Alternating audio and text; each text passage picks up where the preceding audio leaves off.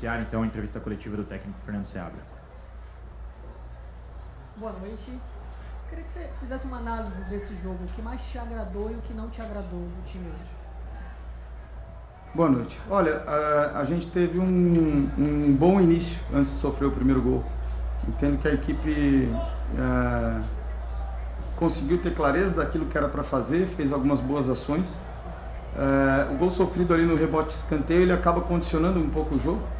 À medida que passa o primeiro tempo, o Vitória baixa bastante o bloco, né? E isso tira muito a possibilidade da gente acelerar o jogo e trabalhar com velocidade.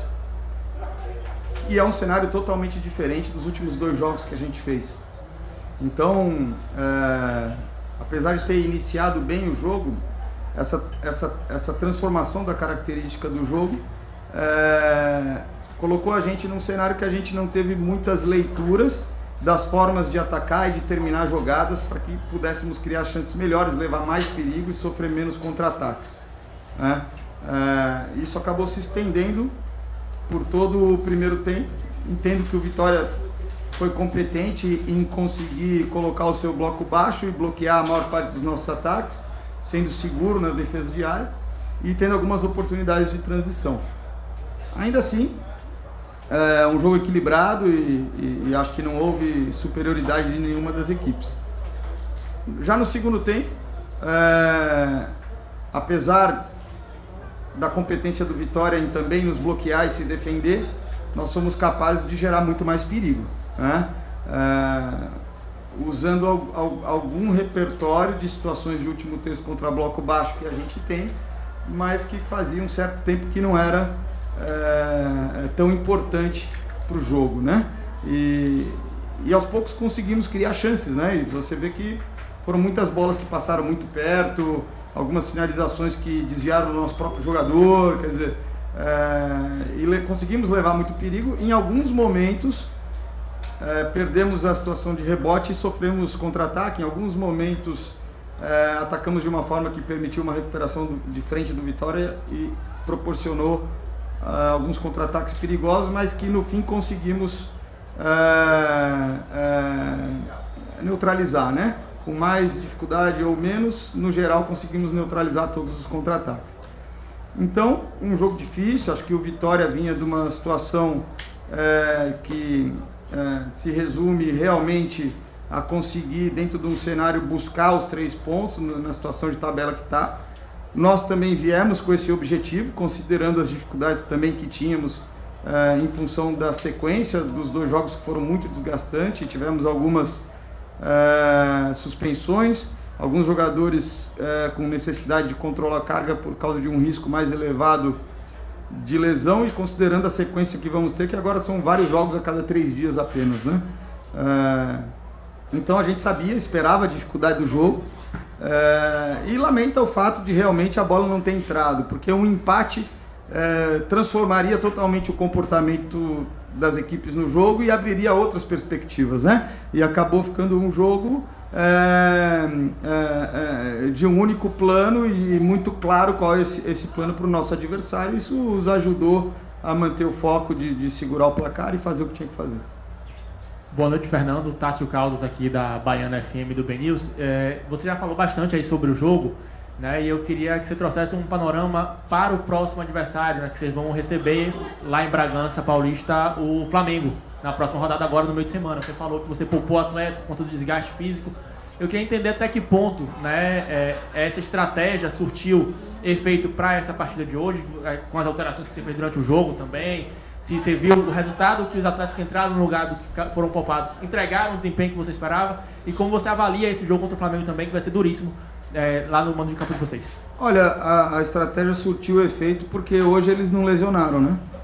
Hoje eles não lesionaram, então surtiu efeito. Porque tem um momento que a gente tem vários parâmetros de controle, e tem um momento que você pode colocar o jogador sabendo que você está correndo um risco enorme disso acontecer. O jogo de hoje é muito importante e eles acabaram perdendo esse jogo. Se eles lesionam, eles vão perder 8 jogos seguidos. Então era uma condição que se impunha e que a gente não podia ser negligente com o processo de recuperação dos jogadores para garantir a saúde e a continuidade deles na temporada. Eu vou aproveitar, para fazer mais 2 perguntas aqui, uma para fechar aqui. Você fez várias antes já na primeira. Perdão. Na verdade, eu queria entender o seguinte: você falou aí também das oportunidades, né, que o Bragantino teve. Algumas foram bastante claras. Eu observei algumas com o Isidro Pita. Ele de cara pro gol, ele acabou finalizando para fora, se não me engano. Teve o camisa 17 também. Vocês acabam cabeceando a bola no primeiro pau, ele não cobra esse escanteio para fora. Até que ponto essas tomadas de decisões, de certa forma equivocadas dos seus atletas, prejudicaram no resultado? Você queria que prejudicaram aí no resultado do jogo de hoje, que poderia ter sido um empate ou até uma vitória do Bragantino? Cara, futebol é eficácia, né? Então, eu não entendo que nenhum desses lances houve erro de tomada de decisão. Acho que as decisões foram corretas, eram situações para buscar a finalização. Houve, sim, um pequeno desajuste de precisão. Isso é muito diferente, né? E, claro, são situações com muita pressão em volta, situações que muitas vezes você não consegue ter o controle da bola e você precisa golpear ela de primeira, seja com a cabeça, seja com o pé. E nem todas, acho que todas elas, na verdade, foram situações com uma certa dificuldade de execução e na verdade, são situações que passaram muito perto, né? E isso faz toda a diferença no resultado, claro, né? Você sempre vai depender de eficácia para ganhar jogo, né?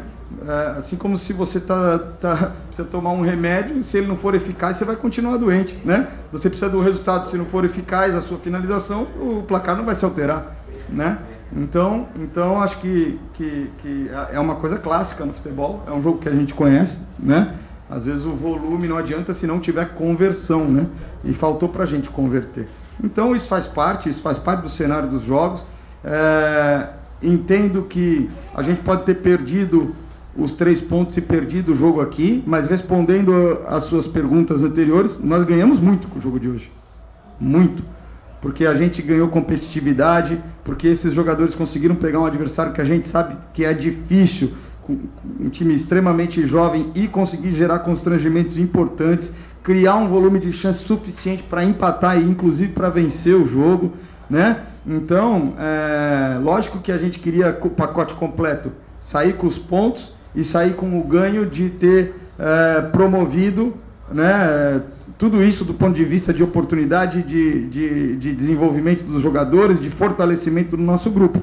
A gente perdeu o jogo aqui hoje, mas a gente fortaleceu o grupo. E isso vai ser importante para a partida do Flamengo e para todas as outras que a gente tem em sequência.